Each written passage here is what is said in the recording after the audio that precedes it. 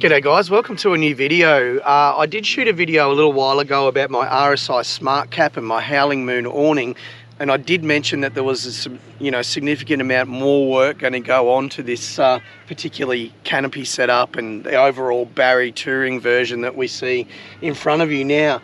Check out this dust. We've been doing a bit of dirt road up here at Kenilworth. Mavo, sorry, you've got a bit of an audience. I'm smiling away. Heap of cows in the background. So look at all that dust. We flip open the canopy and there's very, very little dust in there.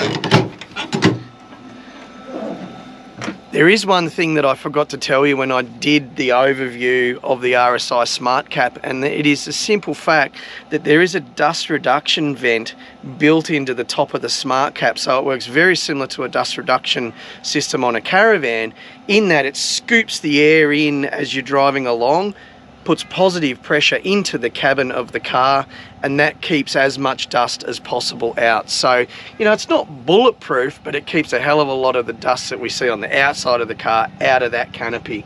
The other thing is when the car's stationary, big black canopy, however, when the sun's belting down on it, that DRS or that vent in the top of the canopy also then acts as a nice spot for that hot air to escape. So really just another piece that I forgot to tell you about when I did that last video. All right, so in the last video that I shot around my RSI SmartCap, I said there's going to be some changes coming, particularly in the 12-volt system.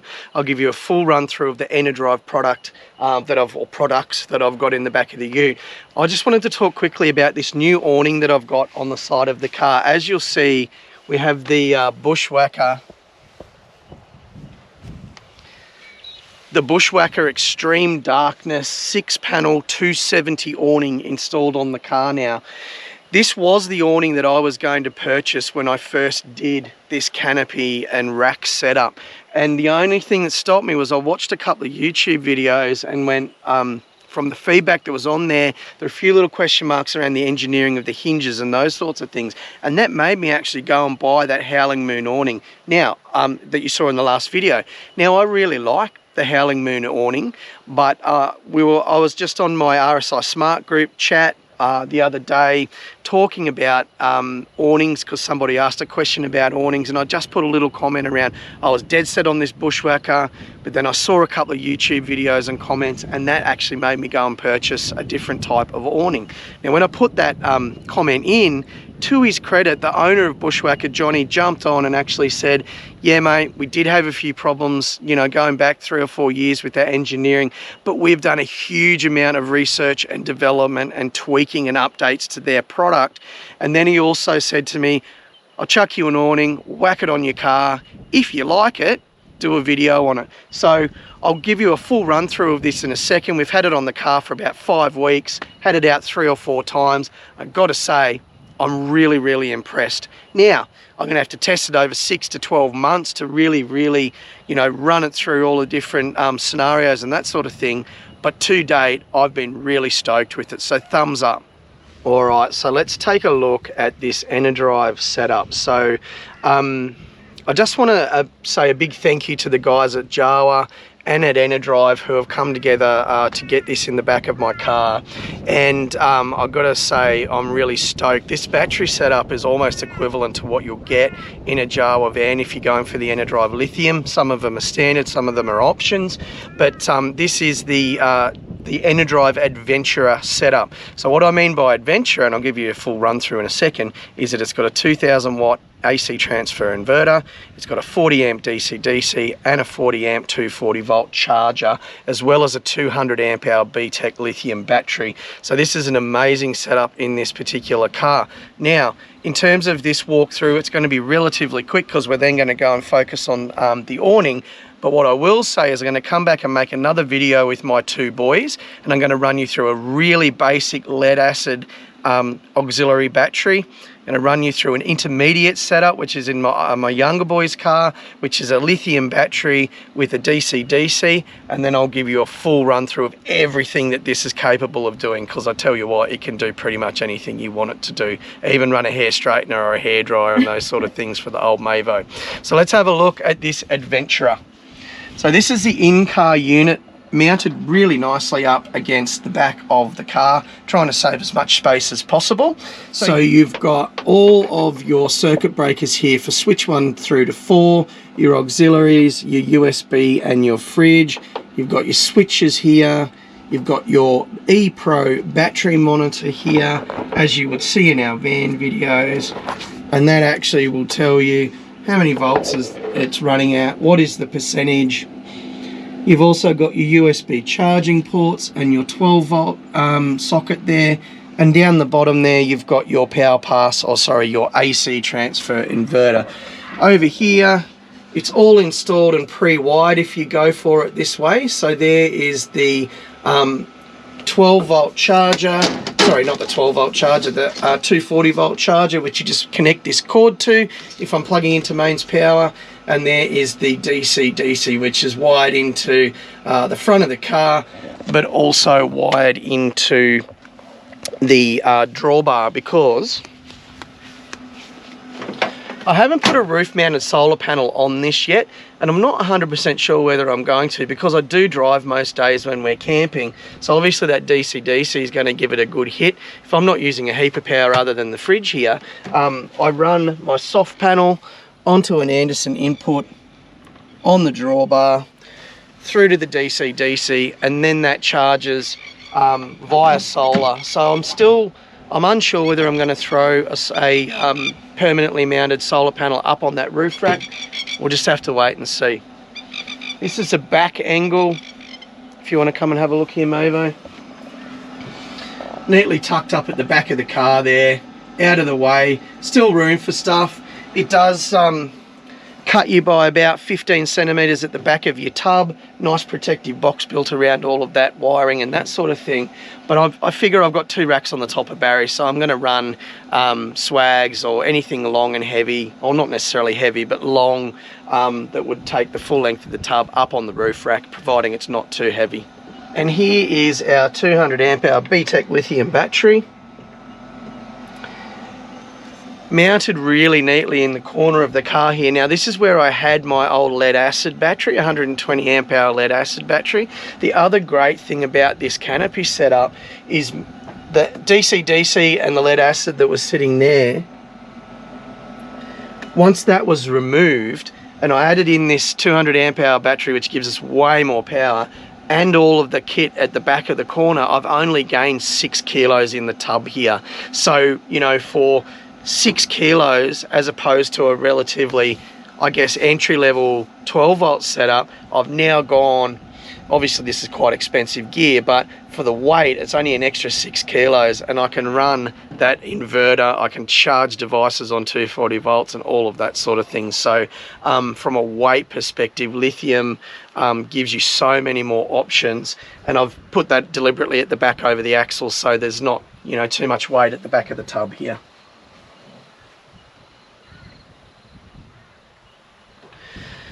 So as I said, I'm going to come back to the 12 volt setups because I want to show you those three different options that the 2 boys of mine have and compared to mine. But I'll also show you some of the appliances and those sorts of things that we can run through that inverter. So give you a really good idea. So keep your eyes peeled for that particular video. So guys, you'll find all this info on BushWakka's website around how to install these awnings, but a couple of things that I wanted to point out. Now these awnings, as you know, as much big coverage and that sort of thing as you get, they're relatively heavy, so you've actually got to make sure they're mounted, you know, really well on your car. A couple of points of reference for me. Try to get this hinge at the back as close to the mounting bracket as possible. And then with the second mounting bracket, you need a minimum of 1200 millimeters to the second mounting bracket. So this is the Rhino rack. It is 1205 between here and here. So we're just over the minimum amount of space required between the brackets. People may ask, why don't you mount it to the front here? It's simply because there's movement difference between the cab and the canopy, and that's ultimately going to wreck the strong backbone of this awning. So I've got it mounted on this full Rhino rack. This will fit a BT50 or an Isuzu. 1205 millimeters between these 2 brackets. and this is mounted as close as I can get. It gives you free movement for the back of the canopy where it's not going to hit the upright or the structural pieces of the awning. So just be careful when you're mounting it. You haven't got too much overhang and you haven't got enough space between those two brackets to hold it on efficiently. Speaking, the wind's whipped up a little bit. I hope it's not too loud, but this will give it a good test. So let's jump in and first of all just grab our rope kit out. Just want to quickly show you what is in this particular little bag here. I really like these as opposed to an attached rope. These little ratcheting ropes, try not to lose the bags either, makes it easy to pack up.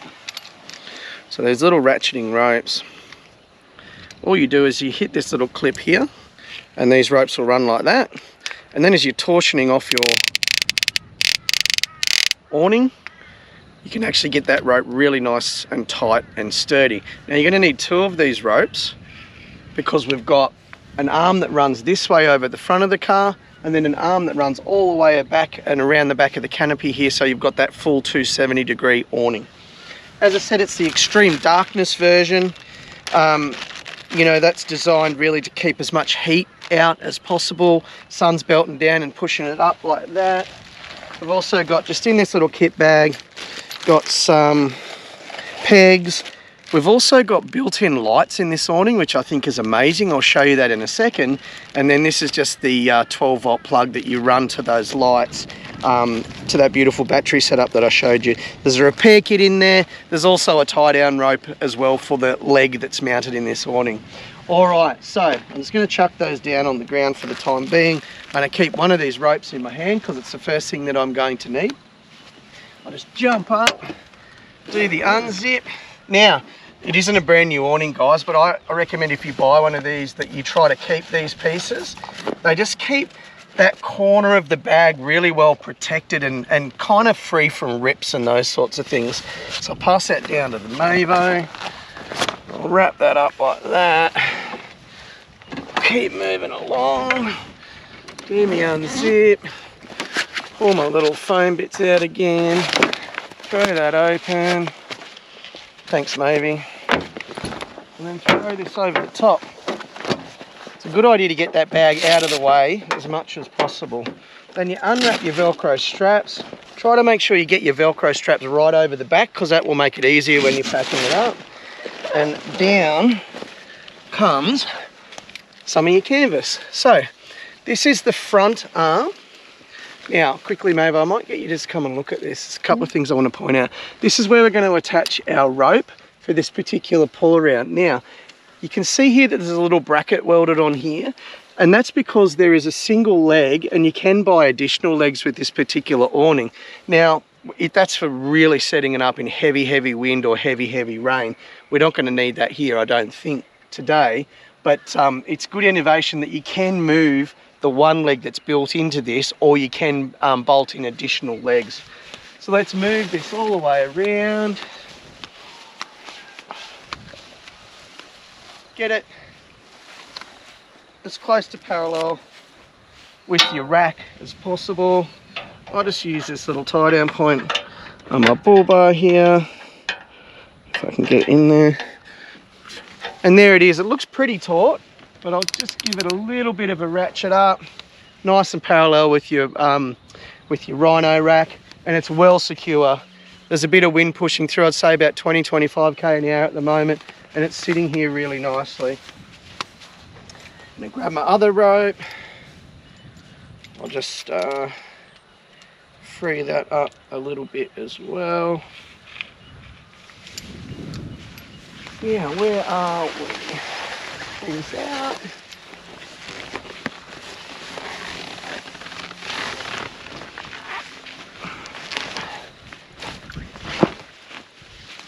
There we go. Whack that on. Actually, I'm going to whack it around the other way because you want that with you when you're going to tighten it up. Or around.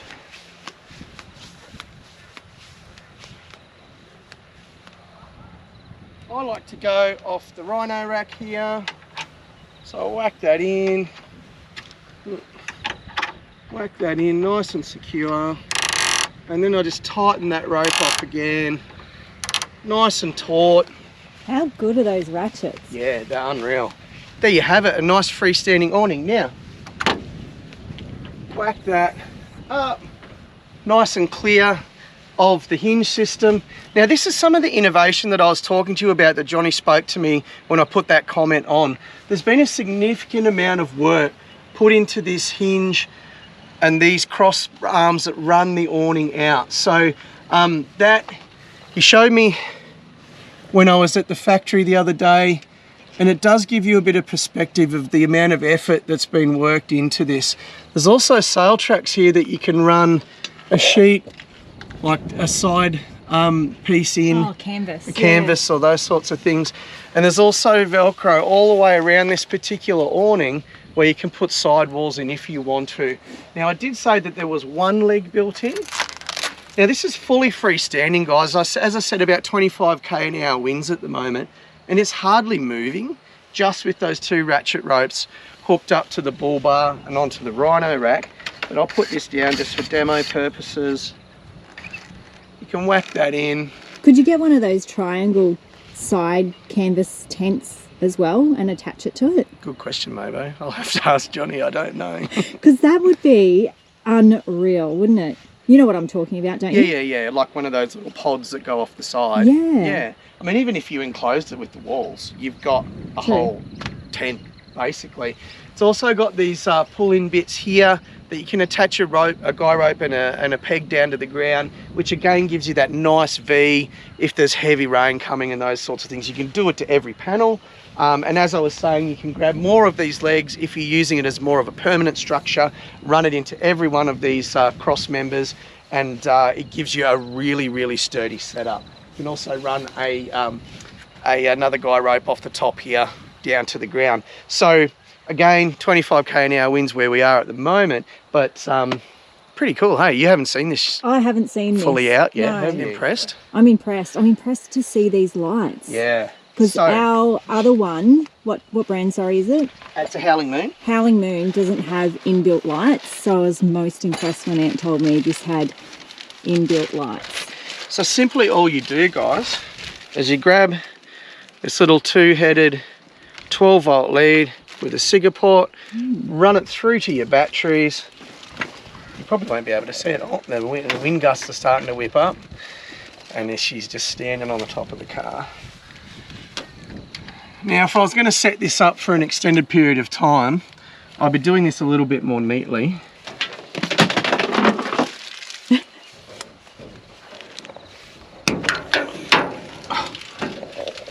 Lucky I'm tall.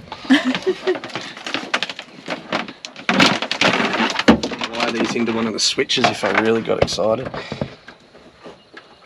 There we go. We're into the Cigar port.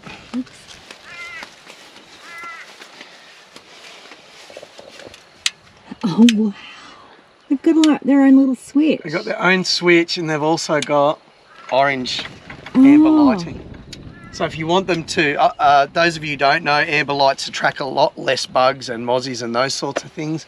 So you can run the nice cool white LEDs, or at the flick of a switch, and it's hard to see because there's a lot of daylight. There is a slight difference. There is an orangey colour that comes up there, so that attracts less bugs.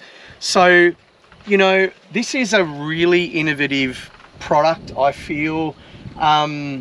As I said, it was the one that I was looking at for such a long time, and there were just a few little bits and pieces that made me go, I'm a little bit nervous about it. But, you know, as I said, I only had it out 4 or 5 times so far. This is the first time Mavie's seen it.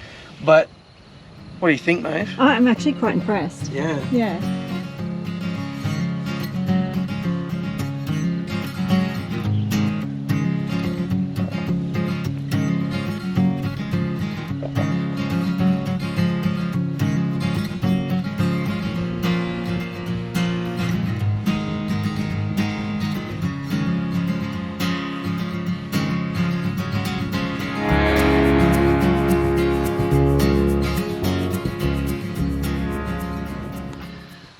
So there you have it, guys, a really quick whip around of the new canopy setup for Barry. I'll throw the drone up in the air in a second to give you a look at the footprint from the top. If you have any questions, guys, please whack them in the comments. Don't hesitate to reach out to the guys at BushWakka. Don't hesitate. Enerdrive actually don't sell to the general public, but there's lots of people around. I think Battery World now sell Enerdrive gear, plus a whole range of other smaller distributors, either online or in store. So as I say in all my videos, I love Enerdrive gear. It always works. I've never had a problem. Their warranty is amazing, and they also are just great guys. If you have any tech support needs, they're always there to help you. So super amount of innovation in the back of the Barry these days. We don't even need a caravan. It's nice still to have a caravan, but yeah, we can go off grid pretty much indefinitely with this setup that we've got now and be in total comfort. Cheers, guys. Thanks again for watching through. See you later on.